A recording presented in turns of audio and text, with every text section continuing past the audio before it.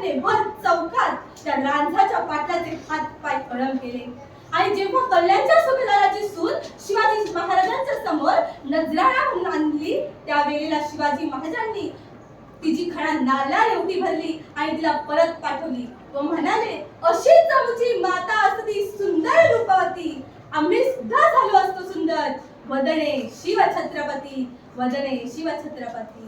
इतकं महान व्यक्तिमत्व जर एक स्त्री घडवू शकते, जर ती इतकं सुंदर स्वराज्य निर्माण करू शकते, तर ती स्त्री काहीही करून दाखवू शकते. आणि हेच पुन्हा एकदा दाखवून दिला ते सावित्रीबाई फुले यांनी. सावित्रीबाई फुले यांनी स्त्री शिक्षणाची जी मुहूर्तमेढ त्या काळी रोवली ती आज घराघरात पोहोचली आहे.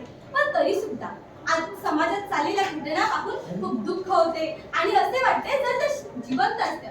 विचार रूपी आपल्या सर्वांमध्ये अजरामर आहे, पण तरी सुद्धा शरीर रूपी जर आपल्यामध्ये ते असते ना तर त्यांना खूप वाईट वाटले असते. कारण बदलापूर सारख्या ठिकाणी एका चिमुरडीवर अत्याचार होतो, कोलकाता सारख्या ठिकाणी नावाजलेले डॉक्टरवर सामूहिक अत्याचार होतो. या सर्व गोष्टी पाहिल्यावर खरंच खूप वाईट वाटतं आणि असं वाटतं खरंच आज आपण सुधारलोत का?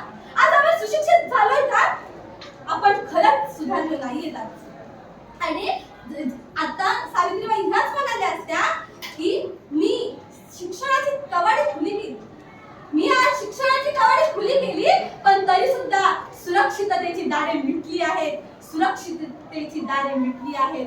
मुलगी शिकावी, मोठी व्हावी ही स्वप्न त्याची भर रस्त्यातच फिरतायत आणि अन्याय पाहून आजही त्या सावित्रीची माय रक्ताने होळी होतीये, रक्ताने भिजतीये आणि हा सर्व प्रकार आज आपल्या सुशिक्षित समाजात होतोय. हे एक लाजिरवाणी बाब आहे. सावित्रीबाई